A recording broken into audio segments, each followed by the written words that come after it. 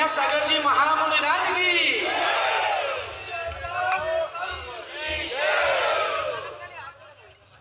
आप लोगों ने 5 पांडवों की कथा सुनी थी।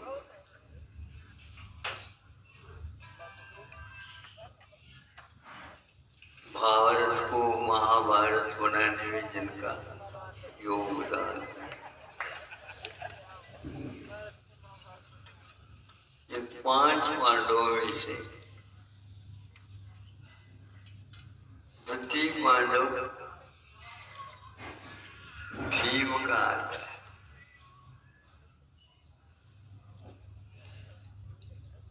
ये भीम शब्द सुनते ही कई लोग कब जाते हैं। जब रणांगन में वे कूद जाते हैं तो उनके पास शस्त्र हो ठीक, नहीं हो ठीक, और वह तात्कालिक शस्त्र बना करके रणांगन में युद्ध लड़ते थे, ऐसा सुनते हैं। एक बार की बात, सामने वाले के शस्त्र समाप्त हो गया, गिर गया, कुछ भी हो गया, इन्होंने भी अपना शस्त्र अब लड़ो। तो वहीं पर एक बड़ा पेड़ था, उसको उखाड़ लिया उन्होंने। अब क्या करो बताओ, गधा तो फिर भी छोटा था।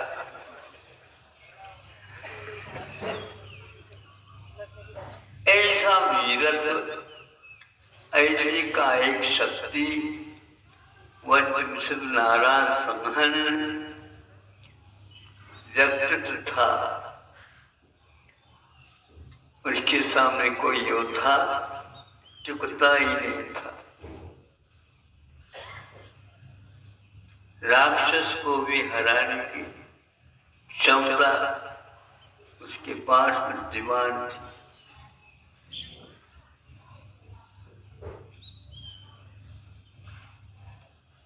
अब ठीक उसके परिणाम परिवर्तित हो गए।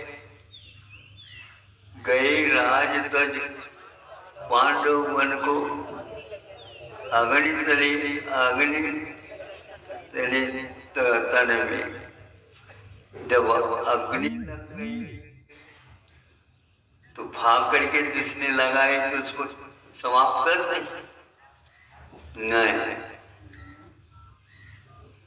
इतनी बड़ी भयंकर अग्नि को भी सहन करने की क्षमता जिनकी काया में विद्यमान थी, किंतु प्रतिकार का वहां पर कोई नामो निशान, प्रतिकार नहीं। जो कुछ भी सामने आया है उसको स्वीकारता देना जिनके जीवन का लक्ष्य बन गया।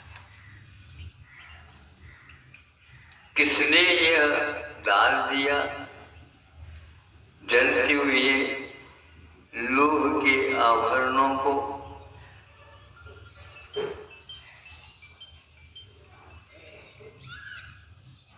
लोहे के आभरण हो या सोने के आभरण हो, पहले सोने के आभरण पहनते थे, कभी भी मन में नहीं आए कि हम एक बार लोहे का भी आभरण पहनते, किंतु अब पहनाया गया है।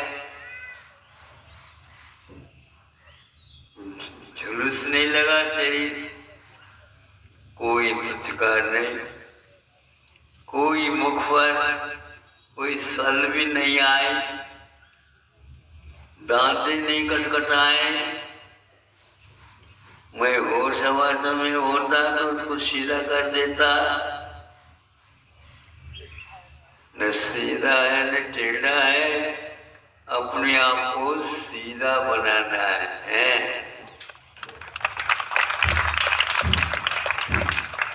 आत्मा के इस प्रकार भिन्न भिन्न के जो विचार हैं, इस आत्मा के लिए वह संसार का कारण है।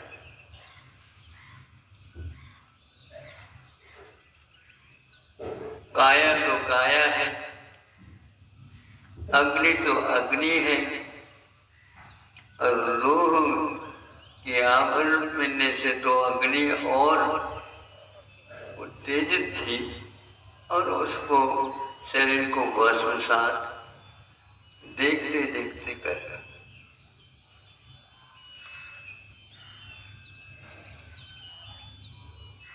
पांचों पांडव जैसे एक हाथ में 5 उंगलियां होती, इसी प्रकार वो बैठे थे तब में। प्रतिपक्ष कौरव थे, उन्हीं का सब खेल जैसा लगता था। खेल समाप्त होने के उपरांत भी कुछ लोग छल से भी खेलते, उन्हीं भी से ये कौरव शुद्ध होते हैं। 5 पांडव शांति के साथ बैठे थे।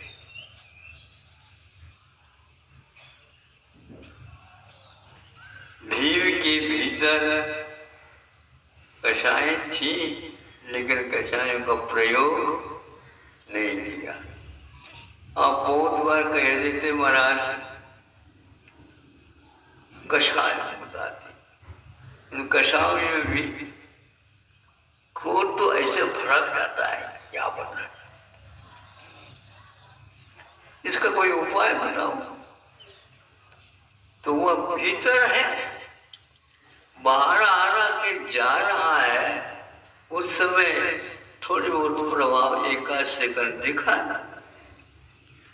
और तो जा रहा जाने नहीं माना, जाते समय हुआ ऐसा आग निकल ही जाता है। जाता तो है लेकिन आग बबूला हो जाता है। सबके पास ये विस्फोटक सामग्री भरी हुई है। ये विस्फोटक सामग्री सबके पास भरी हुई है। अगर बाती लगा देते तो विस्फोट हो जाता है। यदि अगरबत्ती नहीं लगाई जाती कुछ नहीं होगा, और तो भीतर भीतर रह जाता। भीम ने सोचा अब अगरबत्ती नहीं जलाना, लेकिन कैसे विस्फोट होता, और विस्फोट का कारण तो विस्फोट है, होगा वो बाहर न होकर के भीतर ऐसा विस्फोट हो गया, पूरे के पूरे अनंत काल के करों से राख हो गए। स्व को राख करने का मतलब आत्मा को चमकाना है। आत्मा कभी राख होती है, ये विश्वास था, और इसी के पीछे तो हमने अनर्थ किए हैं। उसको सार्थक बनाना जीवन को, यही मात्र उपाय है, और केवल ज्ञान प्राप्त होकर के मुक्त भी हो गए। अब हमें देखना है, सोचना, क्रोध होता है तो भयानक नहीं, क्रोध हम करते हैं तो भयानक। क्रोध तो आ रहा है, जा रहा है, उसका प्रभाव तो रहता ही इतना ही, लेकिन उसको आप ताजा आग मत लगाओ, शांति के साथ वो चला जाएगा।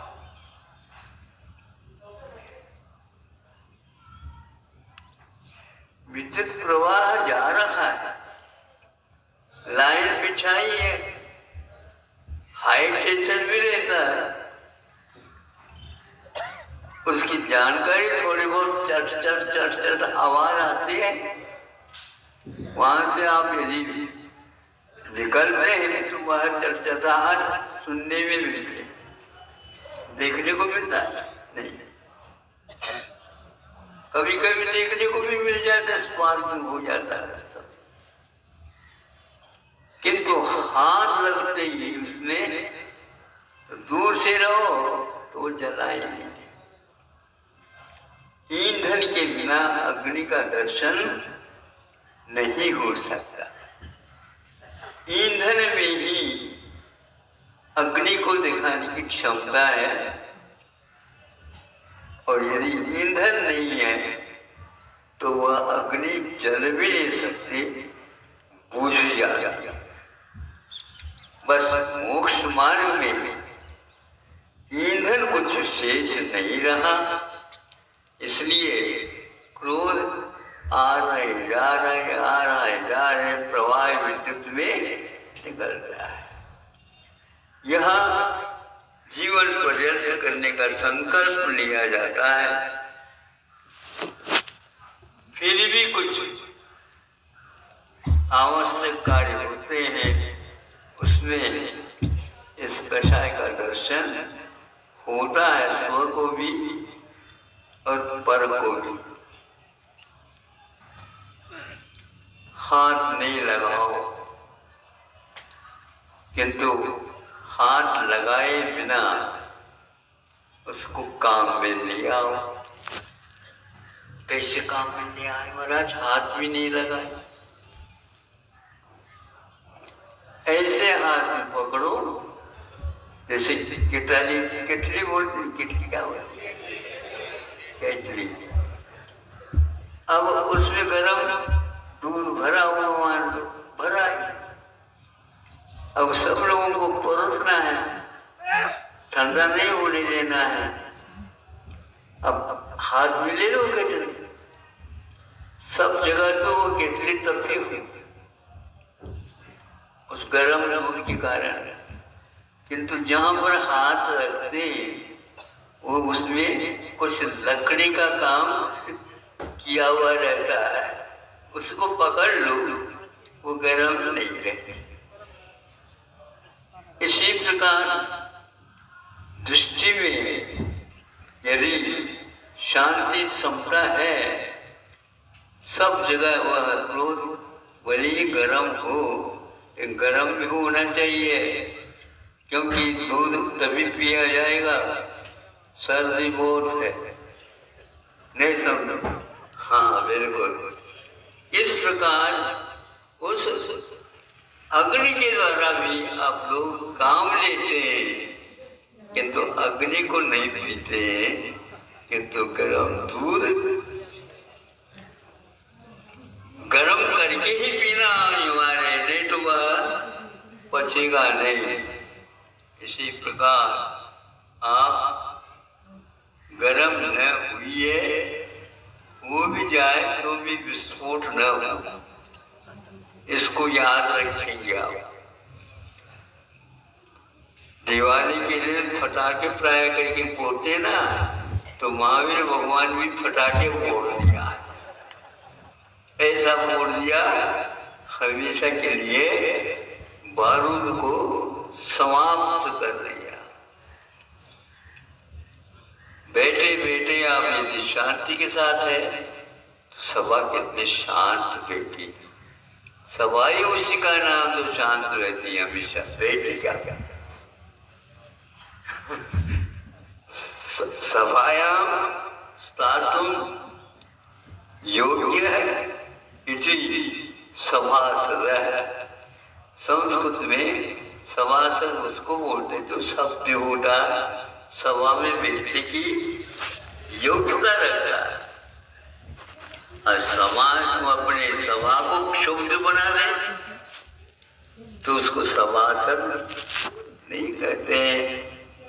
इसी प्रकार आत्मा को परमात्मा बनाने से पूर्व में विस्फोटक सामग्री को भी अपने पास रखते हुए भी वो विस्फोट न हो, पर के लिए आकुलता पैदा न करे, ऐसी वृत्ति रखने का नाम मोक्ष मार्ग है। मोक्ष मार्ग चाहते हो?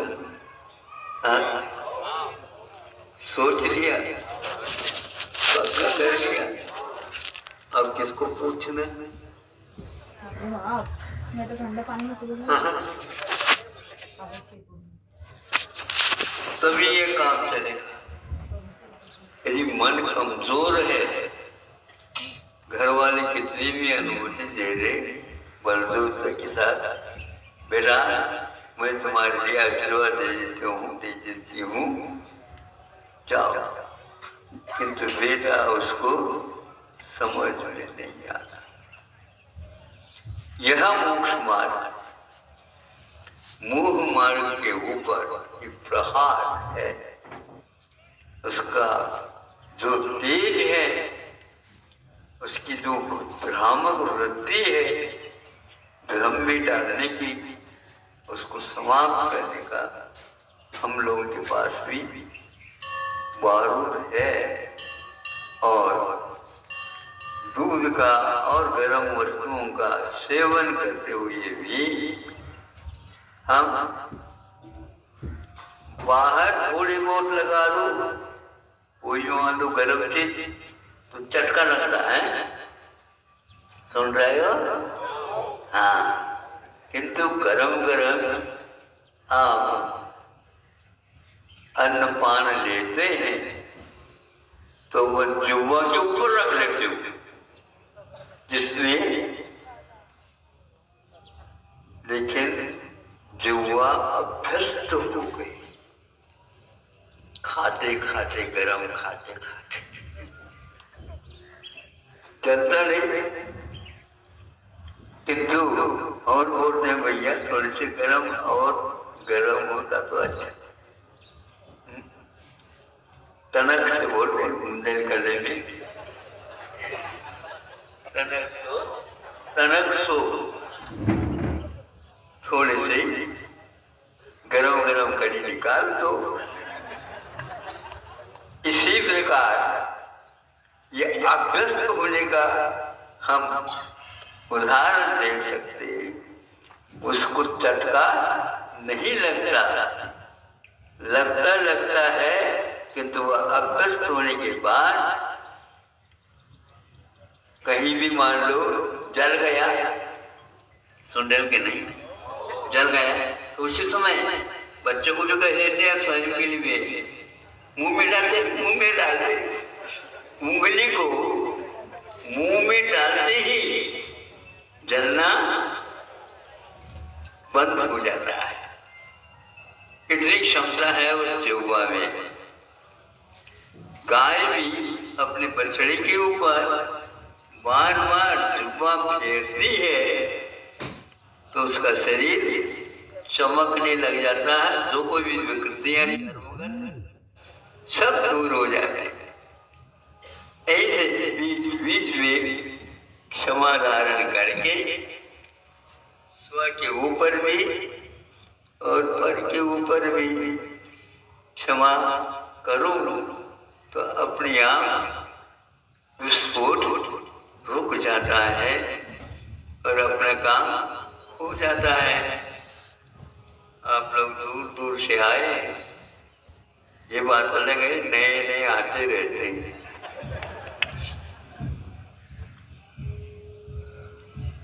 नए आते रहते हैं, बहुत 8-8 9-9 महीने हो गए महाराज, तरस गए, काय गिरा रहे, ये स्थिति है। कराड़ी सर्दी में हम लोग निकल पड़े तो मंजिल तक आ गए और लौटना और है। 8-8 9-9 महीने होने के उपरांत अभी भी वह जिसके प्रकोप चल रहे थे ठंडा नहीं हुआ। अभी अपना बहुत बड़ा रोग विदेश वगैरह में सुनते हैं, पहले की अपेक्षा से प्रकोप और बड़ा हुआ है। पहले जो पहचान में आती थी वह पहचान अब इसमें नहीं है, इसके पहचान ही कुछ नहीं है और उससे भी ज्यादा उग्र है। ऐसे इंग्लैंड वगैरह में सुनते हैं, विदेशों में है, भारत में ठंडी होती चली जा रही है, लेकिन विदेशों में पुनः प्रकोप चालू हुआ है और वह तालाबंदी पुनः चालू हो गई। इंग्लैंड में पहले तालाबंदी नहीं करते थे, पहले अभी से करने लगे हो, इतना उग्र है बताते हैं। इसलिए आप लोग सजग रहिए। अभ्यस्त तो हो गए हैं, लेकिन आप सोइए नहीं। हल्दी घाटी का युद्ध जब हमने इतिहास पढ़े थे, सुना था, युद्ध में जीत एक की हो ही गई थी। एक रात और निकालना, बाहर सुबह सुबह ऐलान करना, किंतु रात में नशा में रत हो करके विजयी पक्ष अपने रावटी में, अपने टेंट में काम कर रहा। तो उसी समय जो हारा हुआ था, बहुत कम सेना थी, उन्होंने ऐसे उनके ऊपर टूट पड़े और उनको संहार करके विजय प्राप्त कर गए थे। जीत किसकी हो गई? दो की हो गई, एक शूरवीर की, और एक शूरवीर नशा में आ जाता तो वह सुबह सुबह तक हार जाता। इसलिए कोई भी संकट आता है उसमें हारना नहीं, लेकिन अभिमान भी नहीं करना, असावधानी नहीं करना, यह आवश्यक है।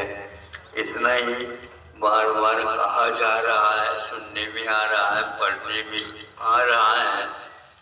वह हवा, यूरोप का हवा इस एशिया की ओर भी चल सकती है।